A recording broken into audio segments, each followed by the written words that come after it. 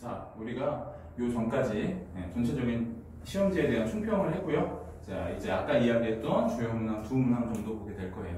자, 일단 16번. 2차 함수 y는 x제곱 마이너스 4x 플러스 7에 접하고 특정 점을 지나는 직선 L과 M이 있는 상황에서 그 두 직선이 2차 함수와 접하는 점을 표현을 해서 그 점의 좌표를 구하라는 유형. 사실 이 유형 자체는 미적분 쪽에서 미분에서 이제 접선을 이용하는 식으로 많이 출제가 되는 유형이지 고1들한테 이렇게 출제되는 경우는 좀 드뭅니다. 모의고사에서 아주 간혹 출제되는 경우가 있는데 판별식을 사용하는 풀이는 학년이 올라갈수록 사용하지 않거든요, 일반적으로. 네, 근데 고1들 이렇게 출제되어 있으니까 어떻게 푸는가 한번 보십시다. 자, 그럼 2차 함수가 있어요. y는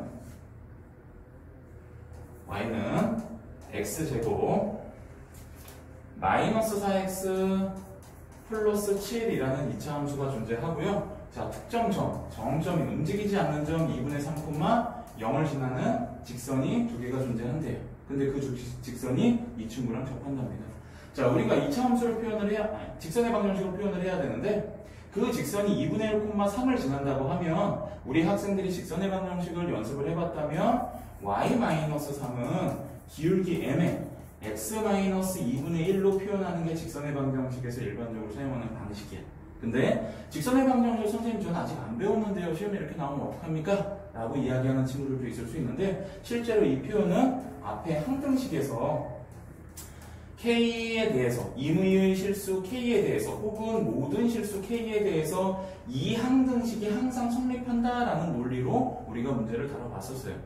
K에 뭐가 들어가든 이 식이 성립하려면 X값은 무조건 2분의 1이어야 되고 Y값은 무조건 3이어야죠. 그래서 2분의 1, 3을 반드시 지나는, 반드시 근으로 갖는 방정식이에요. 그걸 이제 함수의 형태로 바꾸면 그게 바로 직선의 방정식인 거고.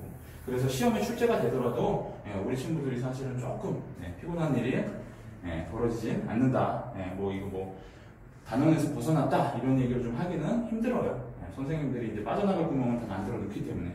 그럼 이 직선이 이 2차 함수랑 접한다고 했어요. 이 직선이 이 2차 함수랑 접한다고 했으니까 일단 둘이 같다라고 두게 될 거예요. x제곱 마이너스 4x 플러스 7과 y는 이라고 이항을 해서 mx-2분의 1에 m 더하기 3이다 라고 놓고 이제 식을 정리를 할 겁니다.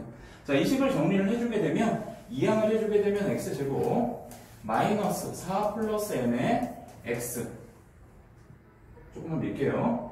자, 더하기 7에 이 친구가 넘어가니까 플러스 4에 플러스 2분의 1의 m이 0이다 라고 이제 표현이 될 거예요. 이 방정식은 이 2차 함수랑 이 직선을 연립을 한 거예요.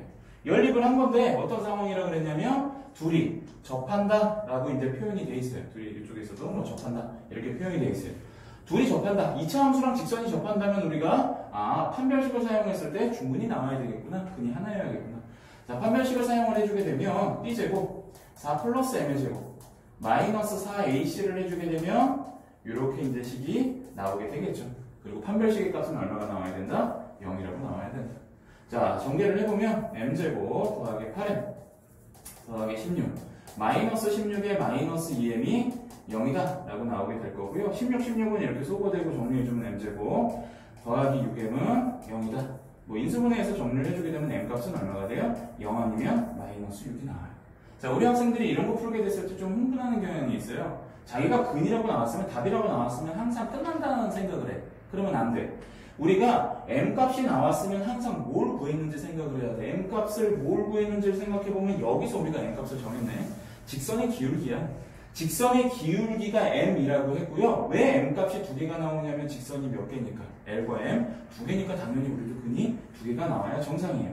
그러면 우리가 직선의 기울기가 0짜리 하나랑 마이너스 6짜리 하나 두 개가 이제 나왔다는 얘기예요.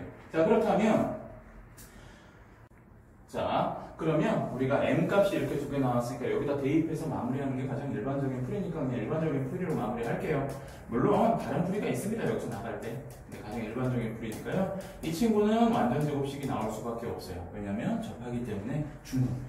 그래서 한 근이 2구나 라고 나오게 될 거예요. 물론 A1이 2일지 B1이 2일지는 알 수 없고요. A1 더하기 B1이니까 순서는 상관이 없고요.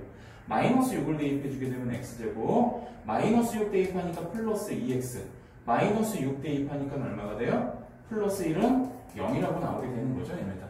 그래서 얘는 x 플러스 1의 제곱이라고 나오게 되는 거고요. x 값은 여기서 마이너스 1이 되는 거고, 이 x 값이 바로 다른 한 저점의 좌표가 나타나게 될 거예요. 그래서 이 두 개가 우리의 근이 된다. 네, 그래서 이렇게 이제 풀어주시면 되는 거다.